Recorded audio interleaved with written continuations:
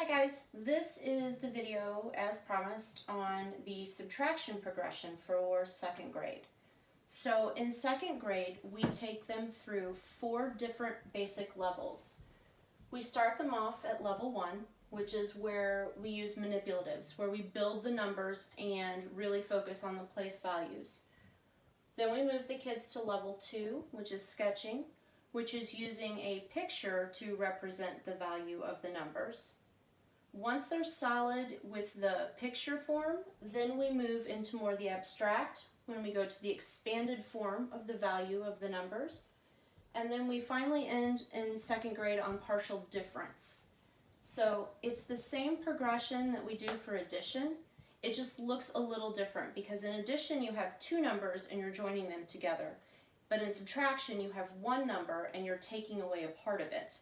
So the big switch, like we talked about in addition, is the vocabulary and the fact that we're really focusing on the value of each one of these numbers.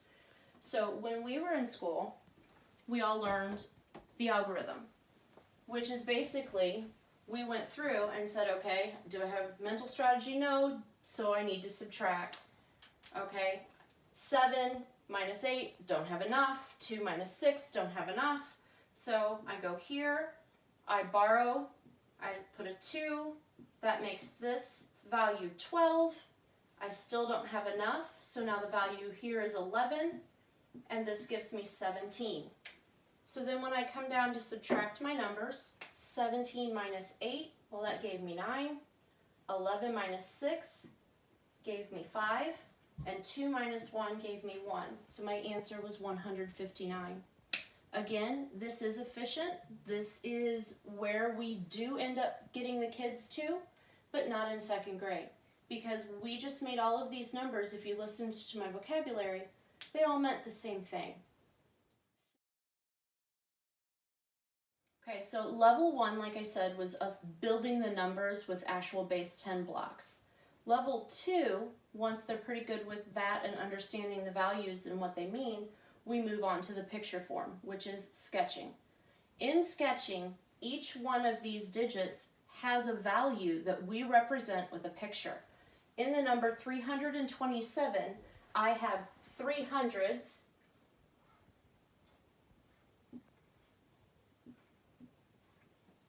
2 tens, and 7 ones. So there's my pictorial representation of 327. We need to make sure that when we're sketching out the number, we're leaving spaces in between our values. And when we set up our values, notice like in my 7 ones, I set them up in a 10 frame. So rows of 5. So 7 is a row of 5 and 2 more. So this is 327. Now I'm ready to subtract. It's important that kids, when they're subtracting and sketching, get all of their regrouping, not their borrowing, their regrouping done before they start to subtract. So when I look at this number, the first thing I'm going to talk about with kids is, do I have enough to take away 100? Yes, I do. Do I have enough to take away 6 tens? No. How many tens do I have? I have 2.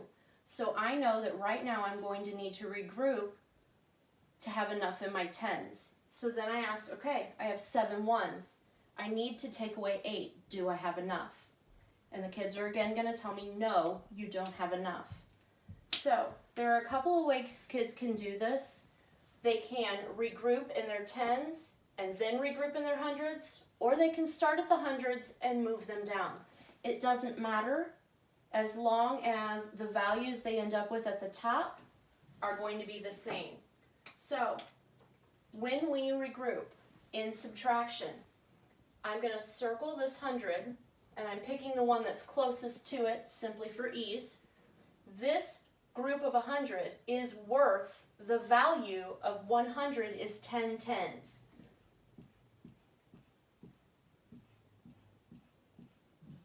So I am going to sketch 10 tens to represent this 100 that I have regrouped. Now again, I didn't have enough ones, So again, I'm going to regroup. And again, we told the kids it doesn't really matter which one you regroup from, but I usually try and keep it the same so that I don't break up a row of 5 if I don't have to. So 1 10 is worth 10 ones. 1, 2, 3, 4, 5, 6, 7, 8, 9, 10. Notice how I'm focusing on the value. It's super important at this point that the kids understand that since I have 2 hundreds, 11 tens, and I have 17 ones, I still have the number 327. I haven't changed my number, I've just changed the grouping in my number. So now I can subtract. If I've got 17 ones now, I need to take away 8. I know that 8 is a row of 5, 6, 7, 8. I need to take away 6 tens. I know 6 tens is a row of 5 and 1 more. And I need to subtract 100. Notice how I'm crossing them off. In subtraction again, we have one number and we're taking that group away. So when I go back to take a look, that left me with a row of 5 and 4, which make 9. So 17 ones minus 8 ones is 9 ones. I had 11 tens.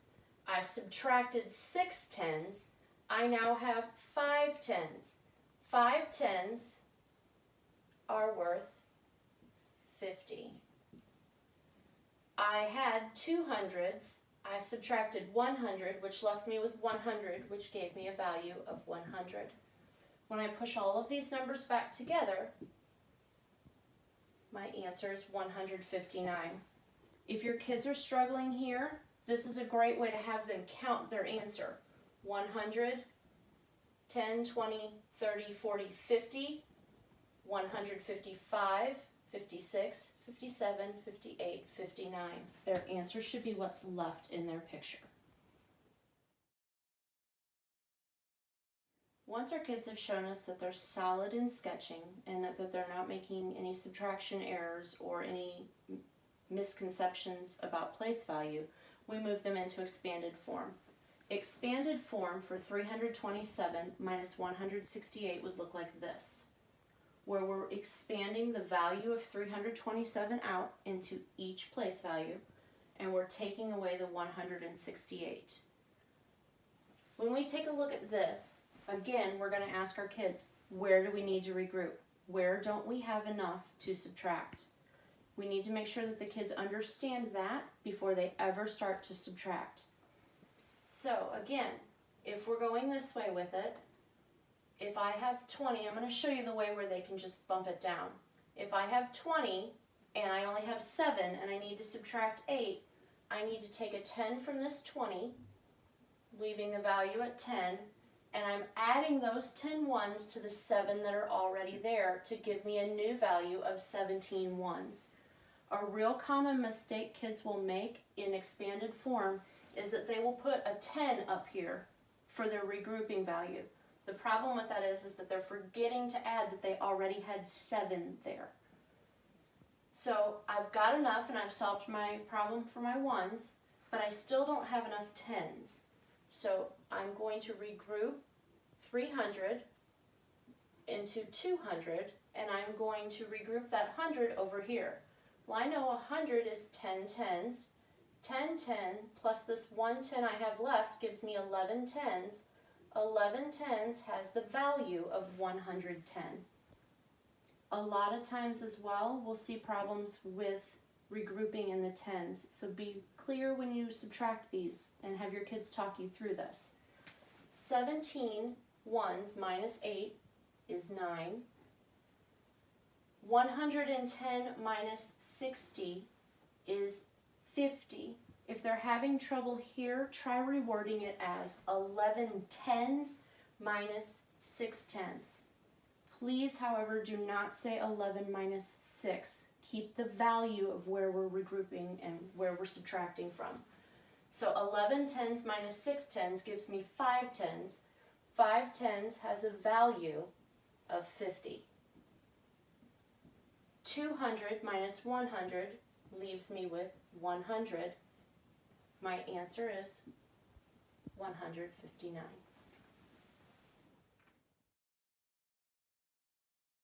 The last level that we work our kids through in second grade is level 4. It's called partial difference.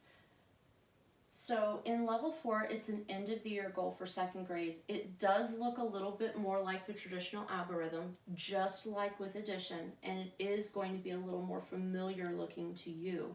The difference is still, though, we are focused on the place value. So when I look at this, I set it up and stack it the same way I would the traditional algorithm. So when I look at this one, again, what regrouping do I need to do first? I know I don't have enough ones and I know I don't have enough tens, so I'm going to do the regrouping on this one. So, same as before, it doesn't matter whether they start in the tens to solve the regrouping for the ones or they go all the way down from the hundreds. So up here, I start writing just the numbers to represent the values. So I need to regroup 100 from here. That would leave 200s. The 10 tens move over here to add to the 2 tens that I already have. That's going to give me 12 tens. In expanded form, I would have written the value up here for 120, but in partial difference, I write the 12 tens. Now to solve for my ones, I'm going to regroup. I'm going to leave 11 tens, move a 10 here to regroup it into my ones, add it to the 7 that I already have to give me a value of 17 ones. So far, looks like the traditional algorithm that we're used to.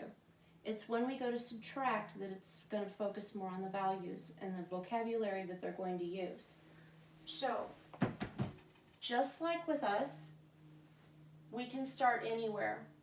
I know that that makes some of us uncomfortable, but a lot of our kids love to start in the hundreds and subtract this way, which, since all of the regrouping is done and we're based on values, is totally acceptable. Over here, the first problem I would do would be 200 minus 100. 200 minus 100 is 100. I'm going to line up my values. This becomes super important. 11 tens minus 6 tens. Over here is where we're putting the value. 11 tens is worth 110, and I'm subtracting 60 from it. That gives me a value of 50. And again, I have 5 tens and no ones, making sure that that 5 goes in my tens place. Last, I'm going to do my ones. 17 ones minus 8. 17 minus 8 is 9. Again, lining it up. When I push my answer back together, 100 plus 50 plus 9 gives me an answer of 159. Once the kids have proven themselves really super efficient with this one, we do let them drop the problems off of the side. But this is your partial difference.